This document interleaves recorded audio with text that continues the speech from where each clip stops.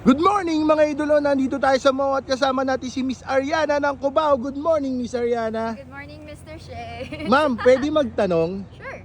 Ilan taon ka na ma'am? Bakit may patanong ng age? Oh Secret, my God. secret na lang. Secret na lang. Okay. So, ilan taon ka nang nagbabike ma'am? Well, I think it's about, more than 15 years already. Wow, Ayoko muna 15 i-math. years. I don't wanna math it Yeah. para di nyo malaman yung age ko. But somewhere more than 15 years. Pero sige ma'am, kwentuhan mo kami, paano ka nagsimula magbike ma'am? Well, I started at a young age and I was really into sports. And when I discovered cycling as a sport, I fell in love with it because wala, galang-gala ka, you're everywhere. And my sport kasi before cycling was badminton. Oh wow, So badminton. it's completely different from cycling because badminton is indoor and cycling is outdoor naman. And I'm just very lucky and grateful that it became my career. Very athletic pala to si ma'am, grabe. Yeah. Pero sa simula, sino nag-influence sa'yo magbike? I'm really into sports. At So, talagang you try anything and everything. Yeah. Kaya napasok ka dito and then eventually, career mo na nga. Yes. So yun na. So sa tagal ng pagbabike mo, saan yung pinakamalayong lugar na napuntahan mo gamit yung bike mo? By from bahay to Yeah. somewhere else or a place? Any, ma'am. I think distance-wise, yung pinakamalayo lang na nabike ko is around 200 kilometers. 200 lang. Yun lang. No, but that just happened once. Kasi ngayon na nauso na yung mga like ODAX or something like that. Yeah. People do more than 200. And when I did that 200, it was a race. Saan naman yun, ma'am? It's from Boso-Boso to Infanta and back. Chill ride lang ba sa iyo? Buam. Wow, Pero hindi baso-baso ko na siya na yun. naulit kasi parang nung time na yun, sabi ko, oh my gosh, hindi ko trip masyado mag super long ride. But now na nauso naman yung gravel racing, napilitan ako. joke lang. It's fun. It's Puro fun ahon naman. yun, ma'am. Grabe. Yeah. So yun yung pinakamalayong napuntahan mo. Saan naman yung pinakamagandang napuntahan mo gamit yung bike mo? I would say a different country. So, I've competed abroad and one of the most beautiful places that I've been to talaga is in Switzerland and in Scotland. Wow, bakit maganda dun, ma'am? Well, Europe kasi very yung cycling doon na sa whole like Cycling either- friendly, ganon? Cycling Um, friendly siya? Yeah, cycling friendly and kumbaga the country really prioritizes cycling.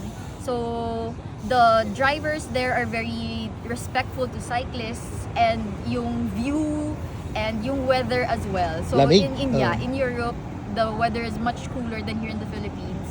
And ang sarap magbike doon. It's like you don't get tired. Oo, kapag malamig, di ba? Yeah, yun yung nila, Hindi ka advantage nalalaspag. nila. Yeah. That's why Okay. they're so strong. So yun yung pinakamaganda. So saan naman yung, kung nahihirapan ka pa, saan yung pinaka-challenging na lugar para sa'yo gamit ang bike mo? For me, when I had my training camp in Switzerland, kasi grabe yung trails nila doon and yung elevation ng mga bundok. Tapos added to that na I'm tropical girly and then having to have a training camp there na cold yung weather. So it was very challenging for me at the time kasi kumbaga yung trails here or yung terrain here sobrang different siya from the one in Switzerland. So it was such an eye-opener experience for me. So yun yung pinaka-challenging for Yeah. you. Kasi bihira lang talaga yung mga lady biker, lady cyclist. So ano yung mapapayo mo sa mga kabataang babae na gustong maging siklista and then eventually gustong maging career to, maging career path nila tong ginagawa mo ngayon Yeah. na ina-idolize ka? Well, I understand that this sport is very intimidating and especially that it is such a male-dominated sport. So I'm very lucky that I was able to start this sport at a very young age and somewhat people see me grow up, I mean. And before, I wasn't really able to express myself, but as I aged, I just didn't really give an F about what people would think about me. So I can still be as girly as I wanna be and dominate a male and do good in a male-dominated sport. So it's a matter of just having confidence in yourself, and what's important is that mapabilang ka sa right group talaga. So, I'm very fortunate and grateful that the people I train with, that I work with, those brands that sponsor me, are people that I really trust and I treat as a family. So, Itong whole experience ko, though it has so many ups and downs, but right now I'm such in a really good place. So just keep going, just keep trying, and never give up. Kasi in this sport, there are gonna be so many kinds of hardships. And kung ma-endure mo yon in a long period, ako I've been in this sport for so many years, and I would say na ngayon ko lang talaga siya sobrang na-enjoy, and I hope that ladies would get to a point where I am na parang they feel secured and confident and that they can really ride on the road and on the trails. So, but I mean, hopefully talaga na we will develop more facilities that'll help cyclists, ride outside better kasi ngayon ang daming gera, di ba? I mean, in terms of sino ba yung tama and sino bang hindi, and road safety. So, hopefully in the future, mas maging okay yon for us cyclists. Not just for females, but for males as well.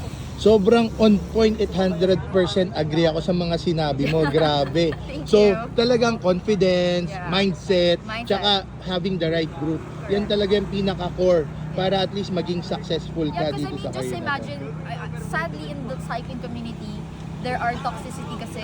So if you belong in that kind of a group, you won't really last long. It's not fun eh. So if you get into the right group where everybody just wants to uplift each other, when you guys ride or when you guys train, it's just fun and all that. And then it's something you will look forward to sa cycling kasi ang hirap ng sport na to eh. Totoo. Yeah. So, carefully select your team, your group, Correct, yeah. everyone that surrounds you. yes. Yun. Yes. Thank you, ma'am. So, eto, magkano ang baon ni Miss Ariana kapag nagra-ride siya? Wala.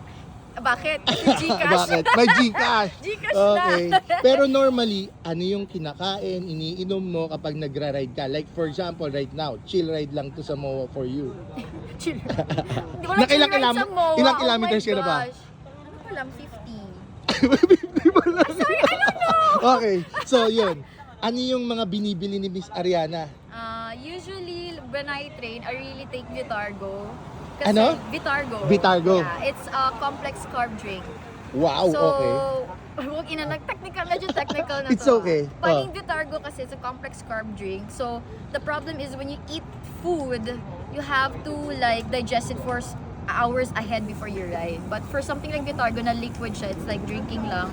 It's as fast as 30 minutes. Diretso. Oh, it goes straight to your muscle, becomes your source of fuel. Then aside from that, syempre Booster C kasi Booster C. caffeine really helps cyclists. Tapos especially sa area na MOA na ang daming, Makes you alert. makes you alert. No, I mean like sobrang daming bursts na kailangan gawin kasi wala talagang chill ride dito, guys. Whoever says there's chill ride here, it's wrong. Pero yun, Booster C, Vitargo, and after naman namin mag-training here, we go to 7-Eleven to buy whatever else na.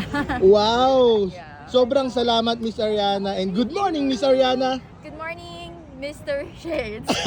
Good morning. Thank you.